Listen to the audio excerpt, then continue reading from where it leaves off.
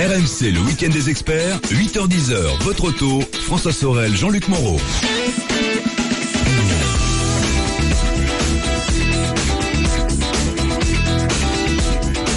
Il est 9h10, c'est RMC, le week-end des experts, l'automobile. On fera un point régulier aussi sur le marathon de Paris avec FX de Châteaufort dans quelques minutes. Jean-Luc, d'ici 10h, on va découvrir un métier, c'est vrai, méconnu. C'est l'expert automobile. Oui, tout le monde sait ce que c'est qu'un expert automobile, mais comment ça marche Comment ça marche un expert automobile? En général, quand on a affaire à lui, c'est vrai que c'est en cas d'accident ou de panne dont la responsabilité peut être imputée au constructeur. Donc on est toujours un petit peu, impressionné par ce que va dire l'expert. C'est vrai que ça peut avoir un peu le destin de notre voiture qui est entre ses mains. Ah, c'est votre destin à vous même. Bah oui, finalement. Si, le jour où ils jugeront les conducteurs, là, vous êtes sûr de plus prendre le volant.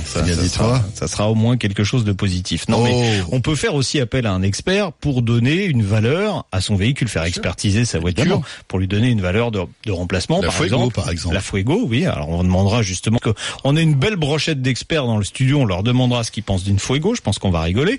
Et puis on peut aussi, dans le cadre de l'achat d'un véhicule d'occasion, aujourd'hui faire appel à des experts qui vont vous aider, si vous n'y connaissez rien en automobile, venir avec vous pour vous rassurer sur le caractère, on va dire, frauduleux ou pas de l'achat que vous allez faire. Sérieux ou pas, voilà, c'est ça. Et là, ça, dans ce cas-là précis, ça peut avoir vraiment un sens de faire appel à un expert. Voilà. Alors, on va quand même préciser déjà ce que c'est qu'un expert automobile. Oui. On va présenter nos invités. On a avec nous Sylvain Giraud, qui est expert automobile, vice-président délégué de la communication de l'ANEA, c'est l'Alliance nationale des experts en automobile. On a Benjamin Labonne, qui est président de la FFC Auvergne, c'est la Fédération française de la carrosserie. Il est responsable des relations avec les experts pour la Fédération française de la carrosserie. Et puis on a Florian Moore, qui est un expert automobile indépendant, qui est président du SEAI, c'est le syndicat des experts indépendants. Vous avez vu, une belle brochette d'experts. Si on a un problème avec un véhicule, on est tranquille. Oui. Alors c'est quoi un expert, tiens? Sylvain Giraud, par exemple, un expert automobile. Comment on devient expert automobile? Alors bonjour à tous, bonjour à tous les auditeurs. Donc comment on devient aujourd'hui expert en formation? C'est tout d'abord à minima un bac+2 en automobile, donc BTS, DUT ou diplôme d'ingénieur. C'est sur le plan théorique 1 an d'expérience professionnelle. On y reviendra, ça suffit pas. Et puis c'est également donc 2 ans dans un cabinet d'expertise automobile en qualité de expert en formation pour pouvoir prétendre à passer le diplôme d'expert en automobile. D'accord, donc il y a un diplôme d'État, on n'est pas bombardé expert automobile comme ça. Donc c'est une profession réglementée. Comme il y a vous, un diplôme. pizzaiolo, Jean-Luc, par exemple. Ça, c'est pas possible. Mais je suis pas mauvais en pizza. Mais j'imagine. Non, vous savez cuisiner. Donc c'est une profession réglementée. Bien sûr. Il y a un diplôme d'État et donc il y a une liste nationale tenue par le ministère de l'Intérieur. À quoi servez-vous? Et est-ce que vous pouvez nous expliquer votre mission? Alors, quels sont les différents métiers de l'expert en automobile? Donc plusieurs facettes, plusieurs casquettes, on va dire. Tout d'abord, donc l'expertise collision. Donc vous avez un sinistre, on intervient pour évaluer contradictoirement donc les dommages. L'expertise litige. Vous achetez un véhicule à un particulier ou un professionnel, vous avez un problème, on intervient en qualité donc de technicien avec une approche donc également de médiateur. Le conseil à l'achat ou à la vente de véhicules d'occasion, c'est également un métier qu'on pratique aujourd'hui. Donc je peux citer un site internet Carré Expert Automobile. D'accord. C'est également l'expertise de véhicules de collection. Pour donner une valeur. Donc vous avez un véhicule ancien à valoriser, donc effectivement il faut faire une expertise en cas de sinistre, ça peut être intéressant. C'est également le retour de location. C'est également l'expertise d'accidentologie, donc plus spécialement peut-être pour les tribunaux. D'accord. C'est également donc l'expertise de marchandises transportées. Mais la plus grosse activité aujourd'hui, ça reste la collision. C'est la collision. Aujourd'hui, c'est l'expertise collision, qui est effectivement un secteur où il y a une grosse demande, évidemment. Jean-Luc, pour qu'on comprenne bien, à quel moment l'expert rentre dans le doux balai de la collision. De la collision, en fait. Non, mais c'est vrai. J'ai un accident. Vous avez un accident. Votre voiture, soit elle est chez vous. Mais ou gravement ou pas gravement endommagée, mais malgré tout, je dois la porter chez le garagiste pour qu'il me la répare. Voilà, donc l'expert va passer. Je suis assuré. Alors, premier cas de figure, vous avez juste une aile qui est un petit peu froissée. On va bien être d'accord. Aujourd'hui, l'expert se déplace pas forcément. On a des moyens modernes qui permettent de faire, entre guillemets, une expertise virtuelle, c'est-à-dire que le garagiste va prendre des photos, il les envoie à l'expert. Comme ça que ça se passe. C'est ce qu'on appelle l'expertise à distance, effectivement. D'accord. Oui. Benjamin Labonne, oui. Oui, si je puis me permettre, quel que soit le dommage qu'il arrive sur votre voiture, de la même manière que quand vous êtes malade, vous allez voir le médecin, il faut d'abord aller voir votre carrossier. C'est celui qui sera de bons conseils, qui vous conseillera, qui vous posera des questions par rapport à votre sinistralité, à votre franchise, pour vous aiguiller sur les bonnes procédures. Parce qu'il n'est pas toujours utile de faire une déclaration à son assurance et d'avoir affaire à un expert. Oui, par exemple, il y a entre le prix de la franchise, etc. Parfois, c'est vrai qu'une réparation peut coûter moins cher que de mettre en route tout le système. Voilà. C'est pour ça qu'il faut toujours aller voir son carrossier. Donc, premier stade, on va voir son carrossier si on a un petit accrochage. Parce que si on a un gros accident, quoi qu'il arrive. Oui, ça vient sur des panneuses et il y a une déclaration qui est faite par les forces de l'ordre ou par vous-même. Et effectivement, votre assurance est informée et va missionner un expert. Mais le rôle du réparateur est important parce que nous, réparateurs à la FFC, ce qu'on souhaite, c'est que vraiment il y a un contradictoire entre l'expert et le réparateur. Moi, je mets souvent cette image, c'est que votre assureur missionne un expert qui malheureusement est devenu plus un économiste qu'un technicien pour défendre les intérêts de l'assurance. Le réparateur, lui, il sera là pour défendre vos intérêts à vous. Donc le réparateur est quelqu'un de confiance et peut-être son intérêt économique aussi. Bien sûr, il faut tout le monde a des intérêts. Le fait est qu'il y a beaucoup d'intérêts antagonistes dans tout ça. Il y a à la fois l'assureur qui veut dépenser le moins possible, il y a le garagiste qui veut gagner qui veut gagner sa vie, et il y a l'expert au milieu de tout ça. Et puis il y a le client, et puis il y a le client aussi qui au final paye. Jean-Luc, on revient dans un instant. Messieurs, 9h17, ça s'annonce passionnant. Oui, tout ça. Oui, Jean-Luc, parce qu'il y a Florian Moore qui lève la main. On va vous écouter dans un instant. On évoque les experts ce matin sur RMC, les experts automobiles jusqu'à 10h. Vous voulez réagir, posez vos questions, témoignez. Eh bien, n'hésitez pas, c'est maintenant qu'il faut le faire. 3216 ou auto@rmc.fr. Vous nous joignez par mail, laissez-nous votre numéro de téléphone. On vous rappelle dans la foulée. À tout de suite. Le week-end des experts sur RMC, votre auto. RMC jusqu'à 10h, votre auto. Jean-Luc Moreau, François Sorel. Voilà, 9h19, c'est RMC, le week-end des experts l'automobile, et on évoque les experts auto ce matin, Jean-Luc, avec nos invités. C'est vraiment le week-end des experts. Ah oui, coup, là c'est dimanche des experts. Avec une belle brochette en studio. Et ça discute beaucoup pendant la pub. Exactement, oui, incroyable. Voilà. On devrait peut-être morceau choisi pendant la pub. Le best-of de la pub. Mais ça sera payant, parce que là c'est plus croustillant, bien évidemment. Donc on avait Florian Mourgue, qui est expert automobile indépendant, le président du syndicat des experts indépendants, qui voulait prendre la parole. Alors Florian, par rapport à ce qu'on a dit là, on commençait à évoquer le rôle de l'assureur dans ce match tripartite, on peut dire ça comme ça. Hein. Vous avez d'un côté l'usager, le réparateur, donc là, on est dans le contexte où on a un accident, on apporte son véhicule qui est quand même assez sévèrement on va considérer qu'il est voilà, on est assuré ou tout risque ou tiers. Bon, ça après tout dépend. On est responsable ou pas, mais ça c'est l'assureur qui fait sa sauce. L'expert n'a pas à rentrer là-dedans. D'accord. Alors que fait l'expert quand il vient pour donc moi je laisse ma voiture chez le garagiste. Voilà, l'expert il va me dire, et comme il nous le dit à chaque fois, l'expert va passer, je vous rappelle, je vous tiens au courant. Non mais c'est vrai. Alors, oui, vous êtes un habitué, François. Non, mais ça nous est arrivé tous. Jean-Luc, ça vous est jamais arrivé de la Fugo a dû être préparée souvent. Voilà. Alors tout d'abord, bonjour à toutes et tous, parce que je voudrais pas oublier ces dames qui sont bien souvent aussi passionnées d'automobile et propriétaires de voitures. Ils sont confrontés aux garagistes parfois. Confrontés aux garagistes, tout à fait. Et plus vulnérables peut-être encore. Des fois, ça dépend. Elles sont quand même, pour la plupart, relativement averties. Voilà. Enfin, moi, je voulais aussi leur dire bonjour. On revient à nos moutons. On va revenir là-dessus. Oui, première chose, je pense quand même qu'autour de cette table, il manquera une personne importante, et M. Giraud l'a dit, c'est peut-être notre ministère de tutelle, le ministère de l'Intérieur. Voilà. Ça, c'était juste une petite parenthèse. Maintenant, pour revenir on est dimanche matin, vous savez. Dimanche matin au ministère. On essaiera peut-être la prochaine fois. Oui, peut-être. Alors, pour revenir sur la gestion du sinistre collision, je pense que les gens, et en ça, on va essayer de faire un peu de pédagogie envers tous les auditeurs. Il est important de reprendre un peu en main la gestion de votre sinistre. Donc, payer une cotisation et déléguer l'ensemble de la gestion du sinistre à votre assureur, c'est bien, mais n'oubliez pas, mesdames, messieurs, que de vous présenter à la carrosserie au moment où l'expert vient pour voir comment ça fonctionne et éventuellement poser des questions et suivre tout ça, c'est important. Donc, soit mais c'est vous impossible, rapprochez monsieur. de votre carrossier, pas du tout.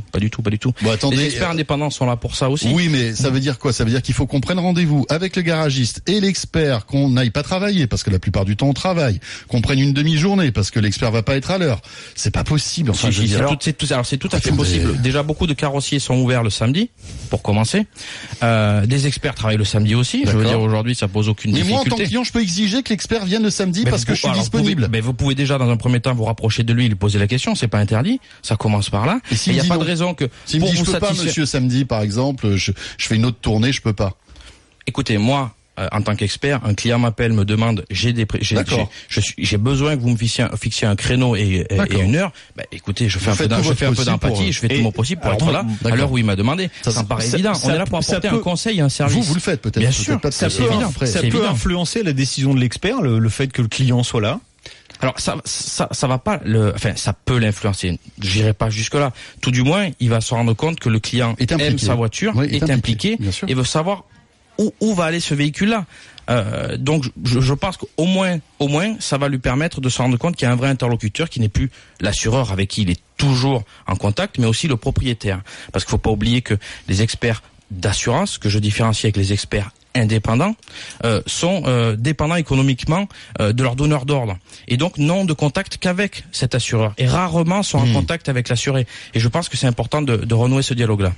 Ouais. Alors, je vois que M. Giraud lève la main, je vais vous laisser la parole. Non mais c'est important parce que j'entends qu'on parle d'experts indépendants, j'entends qu'on parle d'experts d'assurance. Moi je sais pas ce que c'est. D'accord. Il y a un diplôme d'État. On est 3300 en France. La liste nationale est tenue par 3346. Pardon. Donc, mais on est d'accord que la majorité des experts, leur source de revenus, ce sont les assureurs. La liste nationale, en fait, est tenue par le ministère de l'Intérieur. Donc, il n'y a pas d'experts indépendants, il n'y a pas d'experts d'assurance. Il y a des experts automobiles diplômés d'État.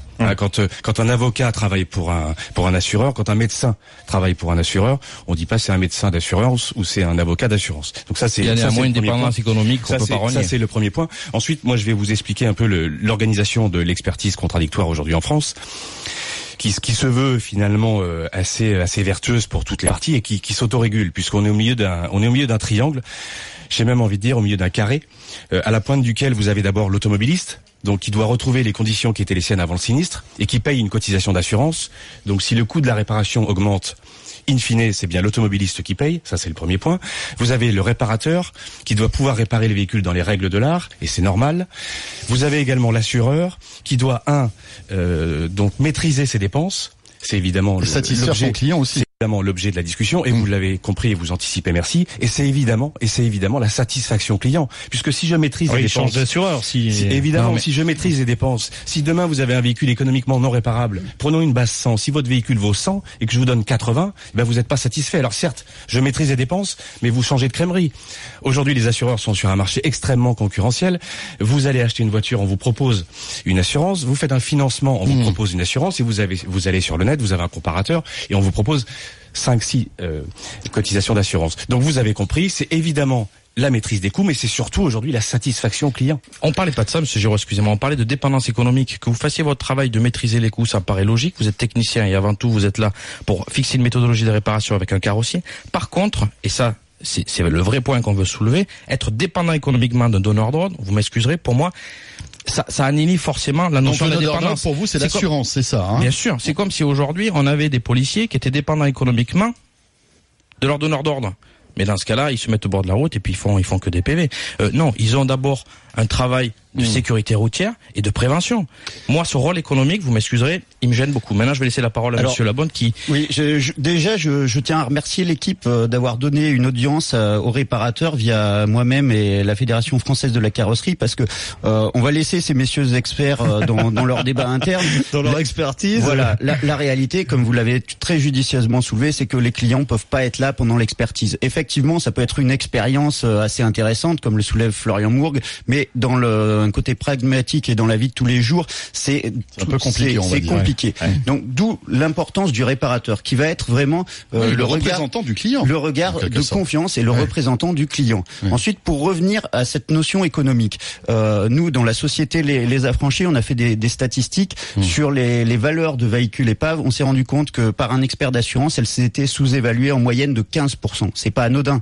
Alors effectivement, peut-être que ça peut se retrouver sur les primes d'assurance à la fin. Est-ce que quelqu'un autour de sa table a vu sa prime d'assurance baisser ces derniers temps? Jamais. Personnellement, pas moi. Giraud. Alors, je vous invite juste. Oui. Une dernière chose sur la règle de l'art. J'ai eu l'occasion de faire des expertises avec des experts d'assurance en majorité et avec des experts indépendants sur des notions basiques, techniques du type pour les peintures un peu nacrées, etc. où on a besoin de repeindre l'élément adjacent, l'élément qui est à côté. Par exemple, on a une porte, on est obligé de faire l'aile arrière pour que ça se voit pas, en fait. Pour que ça se voit pas. Avec un expert indépendant, généralement, il nous prend le raccord son bronché parce qu'il sait que techniquement c'est faisable. Un expert d'assurance se met dans un rôle économique et il va nous vendre du rêve en nous disant mais monsieur Labonne, c'est que vous n'êtes pas capable. D'accord. Alors on va revenir pour parler de tout ça, hein. Monsieur, vous allez pouvoir vous défendre bien évidemment. Et puis on va parler aussi de l'épave. Hein. C'est souvent ce qui arrive. On va parler de deux notions, le véhicule économiquement irréparable et le véhicule gravement endommagé. Voilà. Et vous allez voir que là il y a encore quelques oui, Jean-Luc, vous n'êtes pas encore gravement endommagé, vous n'avez pas besoin d'un expert. Mais je suis irréparable. Ah ouais, c'est ça. La météo, les infos. Et on revient sur RMC, on parle des experts automobiles jusqu'à 10h. À tout de suite. Attention Jean-Luc Moreau, une petite question flash. Est-ce que vous êtes prêts? C'est la question de Lionel.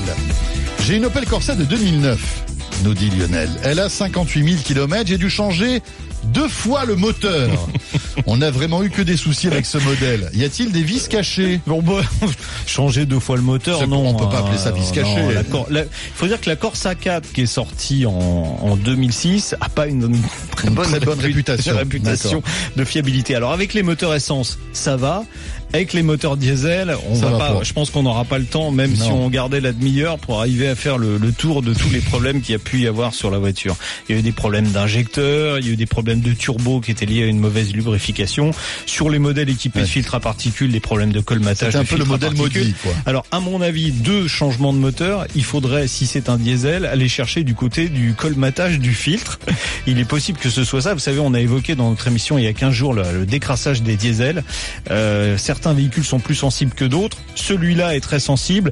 Ce qui peut se produire pour provoquer la casse moteur, c'est un colmatage même relativement léger qui fasse, en plus avec un encrassement des injecteurs, qui fait que les post-injections nécessaires à la régénération du filtre à particules se font mal ou sont interrompus, et vous avez du ruissellement du gasoil dans les cylindres. Ça fait augmenter le niveau d'huile dans le carter, qui est plus de l'huile puisque c'est un mélange d'huile et de gasoil. Ça lubrifie un petit peu moins bien, donc ça peut provoquer une casse moteur, ça peut provoquer un emballement moteur.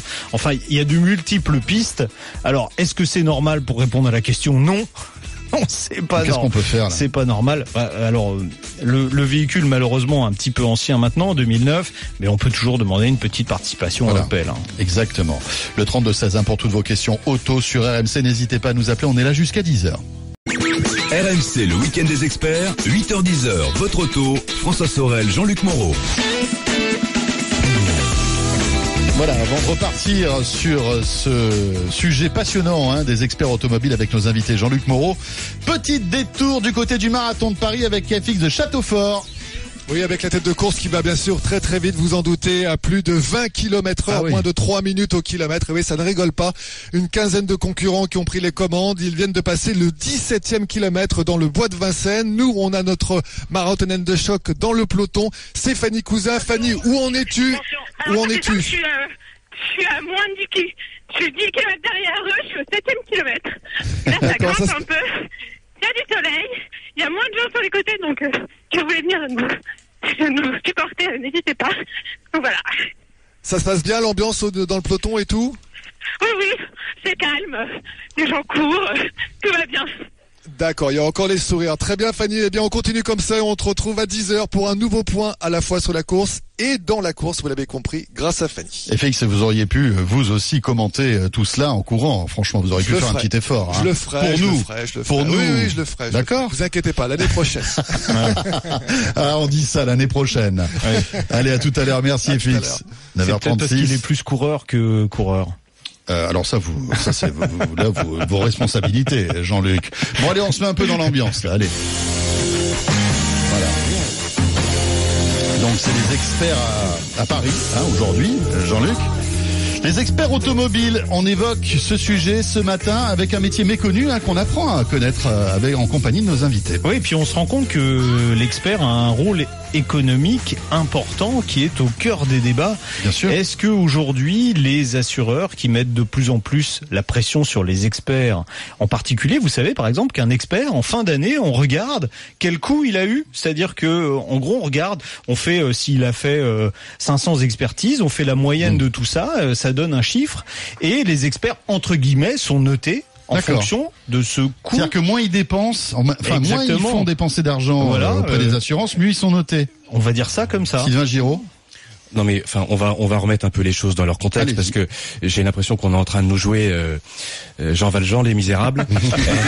Donc si vous voulez, je vais juste moi vous préciser le paysage d'abord de la réparation collision en France. Donc effectivement il y a les carrossiers indépendants qui doivent, et les experts indépendants aussi, qui doivent donc évidemment être présents pour équilibrer un peu le marché. Vous avez également aujourd'hui, il faut quand même le savoir, le premier distributeur automobile en France.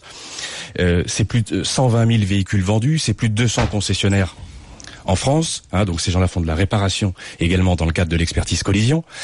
Je vais pas le nommer, mais le premier vendeur de pare-brise aujourd'hui en France, c'est plus de 60 millions d'euros de publicité l'année dernière, au même niveau que Paribas et donc Société Générale. Ah oui, donc, ça la pub on la connaît par cœur. D'accord. Donc je veux dire, on n'est pas dans un monde de bisounours. Voilà le paysage un peu tel qu'il est aujourd'hui. Donc après, pour évoquer effectivement la fameuse pression, et vous avez raison, on n'est pas dans un contexte qui est facile.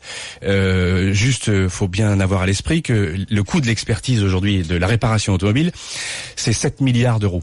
C'est 7 milliards d'euros. Donc effectivement, l'assureur vous donne son carnet de chèques, il n'est pas rempli, il n'est pas signé. Donc il est normal. Donc il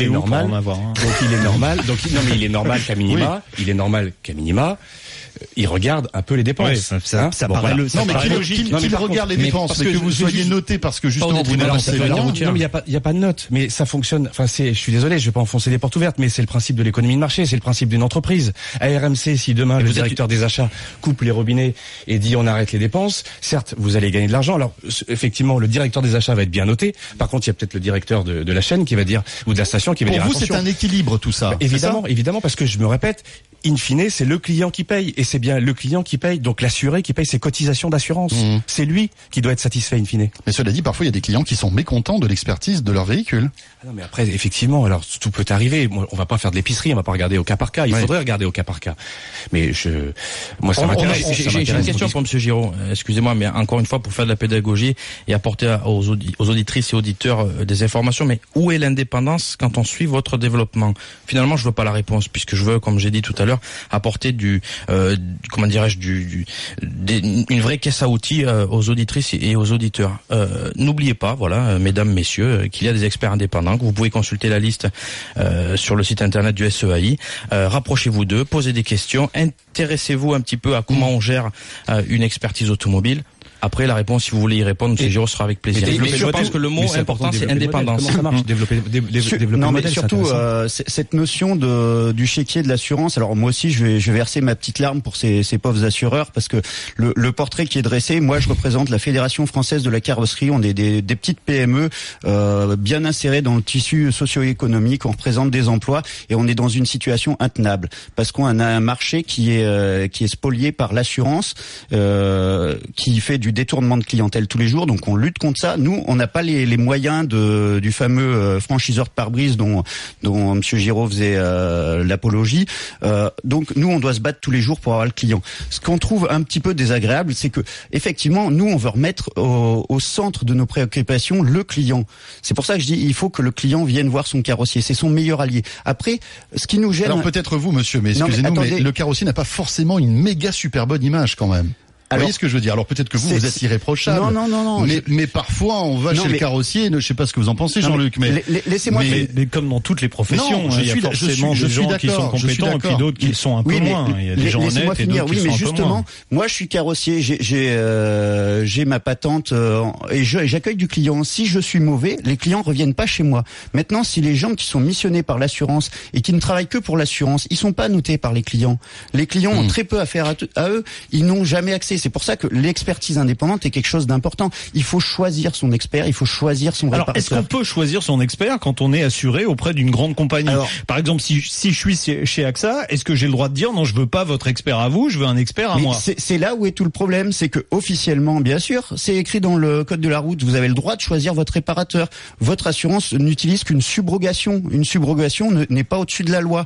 Seulement, il impose son expert, et pour avoir la liberté de choix de son expert, il faut lutter. C'est une lutte de tous les jours, et ça, c'est dommage. Mais comment faire pour lutter? Expliquez-nous. Il faut prendre attache avec son assureur, lui dire voilà, je refuse votre expert et je veux mon expert en automobile. Mais en disant ça suffit?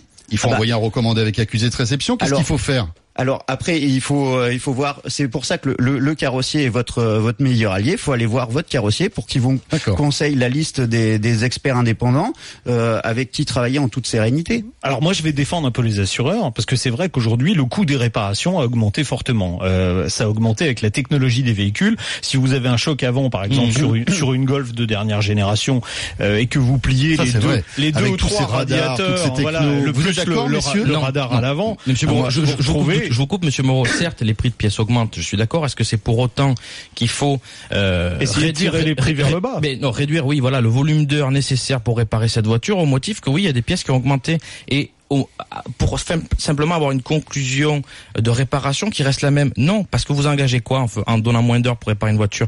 Vous engagez une responsabilité d'un réparateur pour une notion de sécurité routière qui sera peut-être pas respectée. Oubliez pas qu'après ces voitures repartent sur la route, vous allez les croiser, vous allez les conduire. Alors si je suis pas d'accord avec les conclusions de l'expert, je peux faire quoi? Je peux faire une contre-expertise. Jean-Luc. Et donnez-nous un exemple pour qu'on comprenne bien. Vous laissez votre voiture. Par exemple, je laisse ma voiture, on me dit voilà. Pardon. On me dit il y a le capot, il y a un radiateur à changer, et puis en fait l'aile est un petit peu abîmée, et puis il peut y avoir des éléments de soubassement qui ont été endommagés, et l'expert ne les a pas vus parce qu'il y a eu une simple photographie qui a été faite par le garagiste chez qui la voiture était.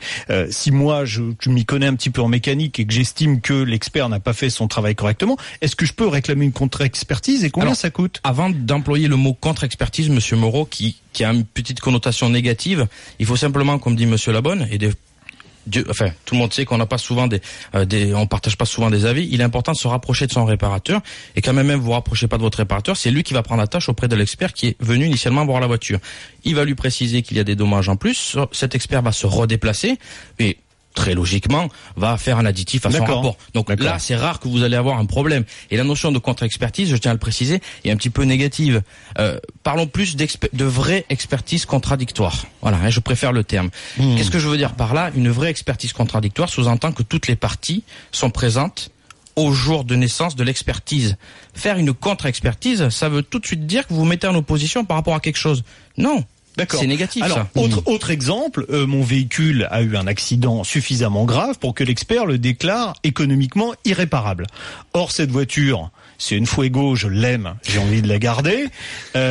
Aujourd'hui, c'est presque un combat de faire accepter la réparabilité du véhicule. Alors, je vois Sylvain Giraud qui fait non. Alors, non, comment on fait?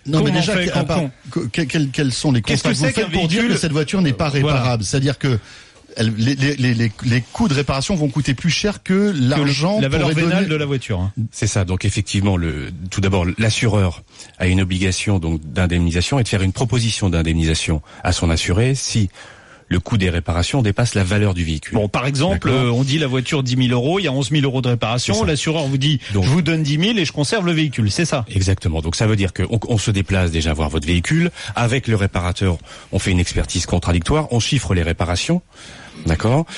Réparation qui s'élève à 11 000 € et le véhicule en vaut 8 000. Valeur du véhicule. Oui. Donc effectivement, on vous fait une proposition d'indemnisation.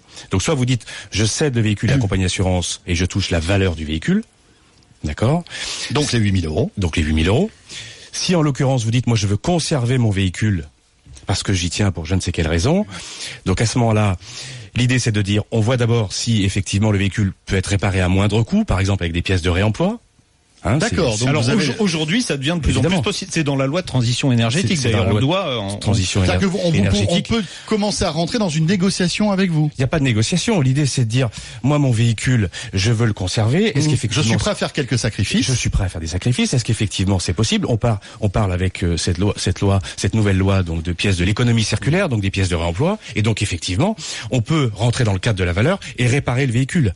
Et si tel n'est pas le cas, si on rentre pas dans le cadre de la valeur, malgré les efforts mis en place avec pièces de réemploi, etc. Si effectivement vous dites, moi j'y tiens absolument, et donc même si on est au-delà de la valeur du véhicule, mais c'est le véhicule de ma grand-mère, c'est ma Fuego, etc. Je suis prêt à mettre 500 € de plus pour le faire réparer. Vous avez cette possibilité-là. Alors je crois qu'il y a eu un jugement qui fera jurisprudence où un assureur a été condamné à payer plus